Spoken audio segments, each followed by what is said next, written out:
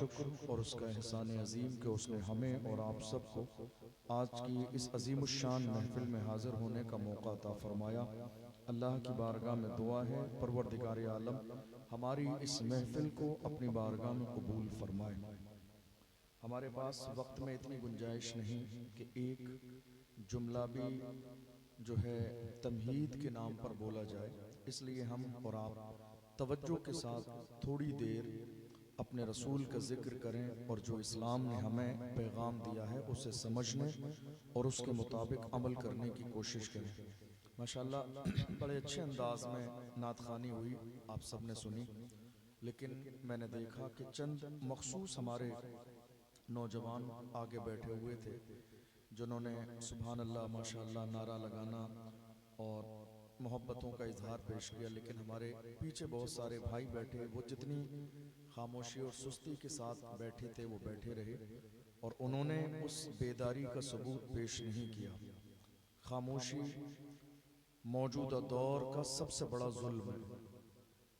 खामोशी मौजूदा दौर का सबसे बड़ा जुल्म है। आज की तारीख में दुनिया यही तो चाहती है कि कौम मुस्लिम बोलना बंद कर। दुनिया यही चाहती है कि मुसलमान बोले नहीं। दुनिया यही चाहती है कि कलमा पढ़ने वाले गूंगे और बहरों की तरह जिंदगी गुजारें। दुनिया यही चाहती है कलमा पढ़ने वाले बेजबान हो जाएं।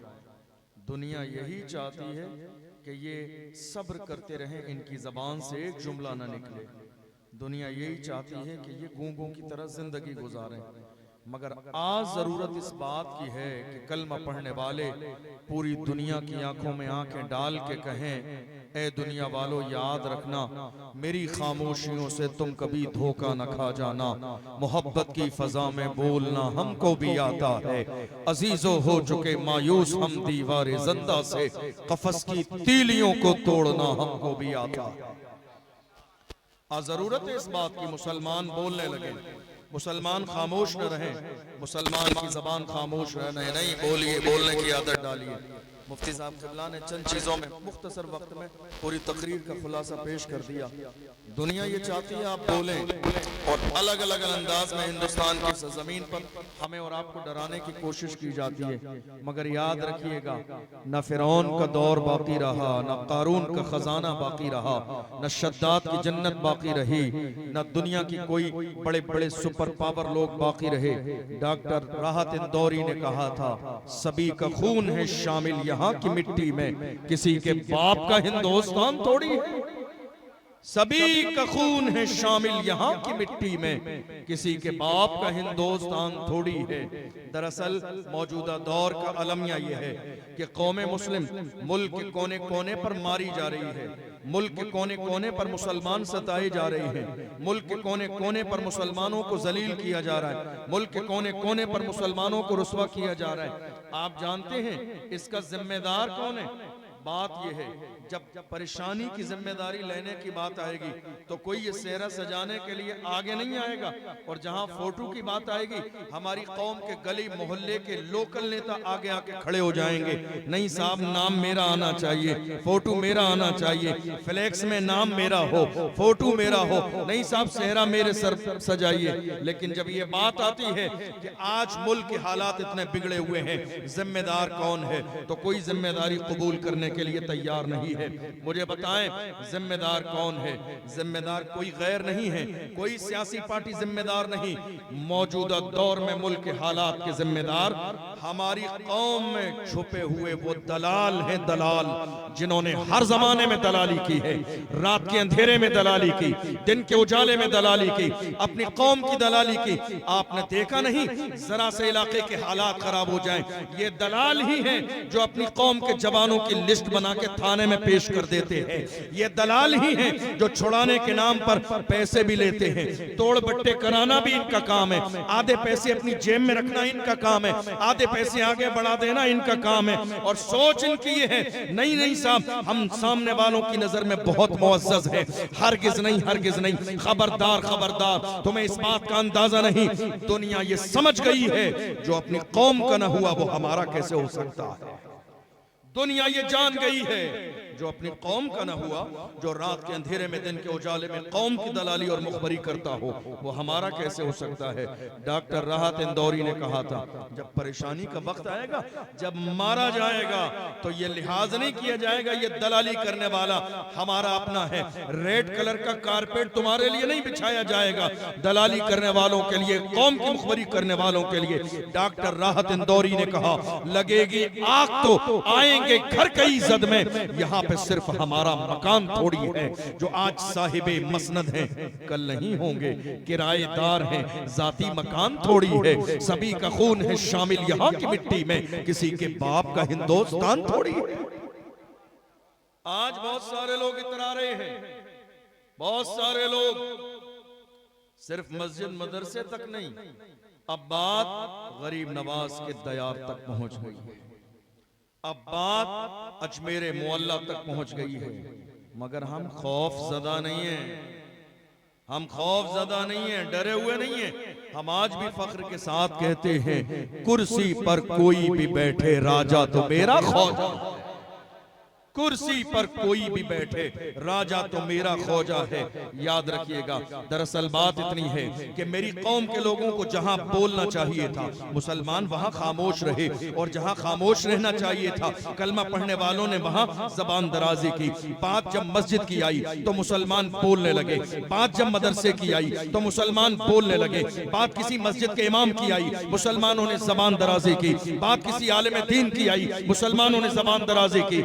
ये जगहें बोलने वाली नहीं है, मस्जिद बोलने वाली जगह नहीं है, अल्लाह का घर है। कोई कमी देखते हैं दूर करने की कोशिश करें, फितने वाला काम ना करें। मस्जिद देखते हैं कोई कमी नजर आती है, जबान दराजी ना करें, कमी खामोशी के साथ पूरी करें। बात किसी खानका की है, इस्लाह की कोशिश करें। बात अगर मस्जिद के इमाम की है, मोहल्ले में चाय के होटल पे जाके मस्जिद के इमाम की शख्सियत को डिस्कस मत कीजिए। याद रखिएगा, जब तक उलमा आगे थे कौम पीछे थी, तो ये पूरी दुनिया कलमा पढ़ने वालों के पीछे चलती थी। आज उलमा पीछे हो गए, कौम आगे हो गई है, तो आज दुनिया में मारे जा रहे हैं। एक ही सूरत है जिंदगी में, एक आलिम से आगे आने की, उसके लिए मरना पड़ेगा, उसके लिए मौत को कबूल करना पड़ेगा, तब किसी आलिम के आगे आ सकते हैं। जिंदगी चाहते हो तो आलिमों के पीछे चलना सीखो, इज्जत चाहते हो तो उलमा के पीछे चलना सीखो। और जब तक मेरी कौम उलमा के पीछे चलती थी, हालात कैसे थे? डॉक्टर इकबाल से कहिए, आज मेरी कौम डरी हुई है,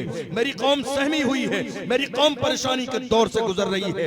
अपने घर में मोहल्ले में एक जुमला भी कोई बोलने के लिए राजी नहीं है। हमारा दौर किसी भी हाल में ऐसा नहीं था। किसी समझदार ने कहा था, जिंदा रहना है तो फिर मौत से डरना कैसा, जंग लाजिम हो तो लश्कर नहीं देखे जाते। किसी समझदार ने कहा था, ये खामोश मिजाजी तुम्हें जीने नहीं देगी। इस दौर में जीना है तो कोहराम मचा दो। डॉक्टर राहत इंदौरी ने भी जगाया, लेकिन उससे पहले उठाइए डॉक्टर इकबाल को। डॉक्टर इकबाल ने कहा था, ए मेरी कौम के जिंदा जावेद जवानों, डरो नहीं, दबो नहीं, खामोश रहो, कदम पीछे न हटाओ। तुम्हें अंदाजा नहीं, तारीख पढ़ो अपने आबा व अजदाद की। तुम्हारी तारीख ये थी, तुम्हारा किरदार ये था, टल न सकते थे अगर जंग में अड़ जाते थे। पांव शेरों के भी मैदान से उखड़ जाते थे, तुझसे सरकश हुआ कोई तो बिगड़ जाते थे। तीर क्या चीज है, हम तोप से लड़ जाते थे। शान आंखों में न जचती थी चाहदारों की, कलमा पढ़ते थे हम छाओं में तलवारों की। हम जो जीते थे तो जंगों की मुसीबत के लिए या रसूल अल्लाह, और मरते थे तेरे नाम की अजमत के लिए। दश्त तो दश्त है, दरिया भी न छोड़े हमने, बहरे जुल्मात में दौड़ा दिए घोड़े। ये किसी और की नहीं, हमारी तारीख, कलमा पढ़ने वालों की तारीख। मगर आज हुआ क्या? मुसलमान खामोश हो गए। और खामोश कैसे हुए? ये समझ लिया कि नहीं साहब, हमारी जिंदगी और मौत की मालिक ये दुनिया है। नहीं बोले। नामूस रिसालत की बात आई, खामोश रहे। कुरान का मसला आया, खामोश रहे। कई सालों से कुत्ते भौंक रहे हैं मेरे नबी की इज्जत पर, फिर भी ये कलमा पढ़ने वाले खामोश बैठे रहते हैं, कहते नहीं साहब हमारा नाम आ जाएगा, हमारे नाम FIR हो जाएगी अगर हुजूर की इज्जत पे पहरा देंगे, नाम आ जाएगा। मैं कहता हूँ जालिम, तेरा नाम अगर दुनिया के रजिस्टर में आएगा तो क्या मुस्तफा की लिस्ट में नहीं आएगा? मुस्तफा की गुलामी की लिस्ट में नहीं आएगा? तुझे मालूम ही नहीं है, तूने इश्क का दावा किया है। बिलाल बन, उवैसे करनी बन, सलमान फारसी बन, दुनिया पुकार के कहेगी आशिक का जनाजा है, जरा धूप से निकले, महबूब की गलियों से जरा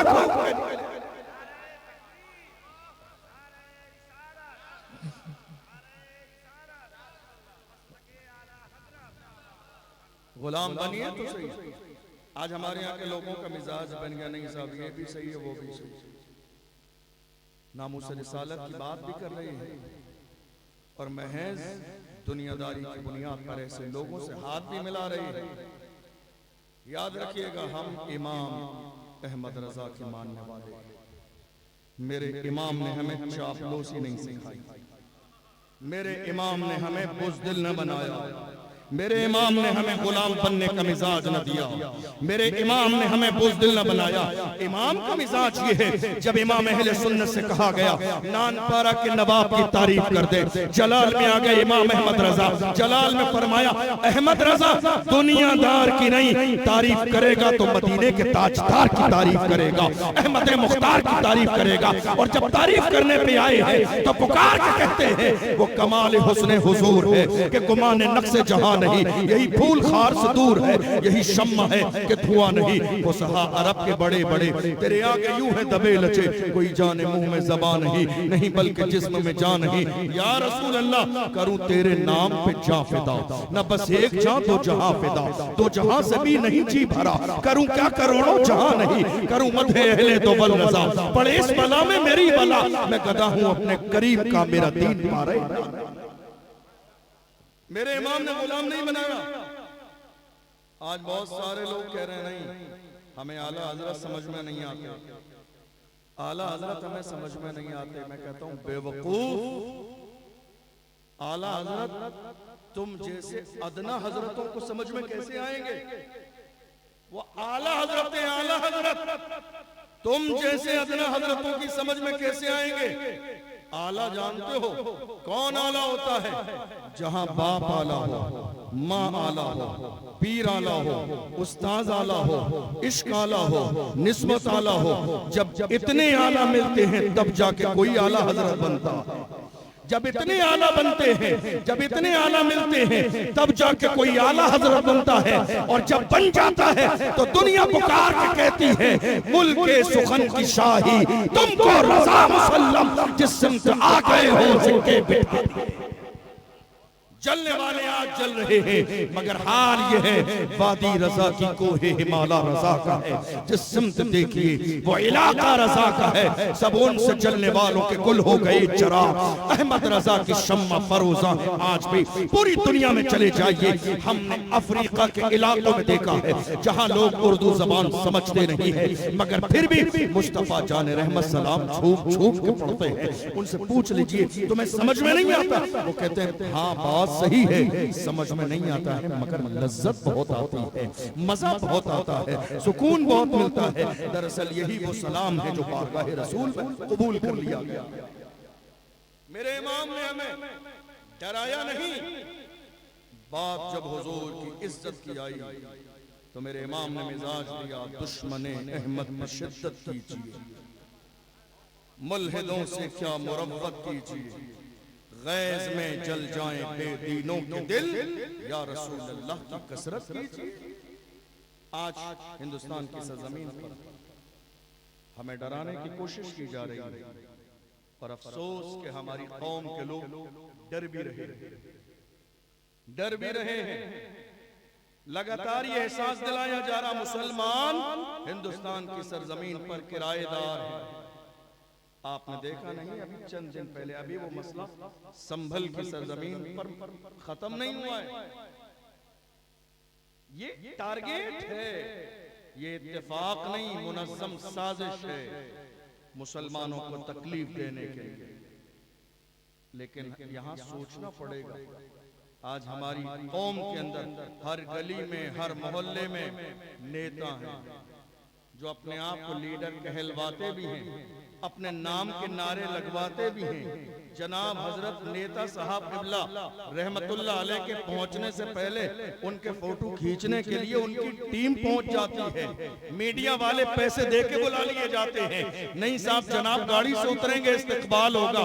कौम के रहनुमा हैं, कौम के जो है लीडर हैं, कौम के मुर्शिद हैं, कौम के लिए तन मन धन की कुर्बानी दे रहे हैं। मैं कहता हूँ हरगिज नहीं। अगर कौम के रहनुमा होते तो पैसों से ये कैमरामैन खरीदने की नौबत ना आती। अल्लाह तुम्हारी इज्जत लोगों के दिलों में डाल देता।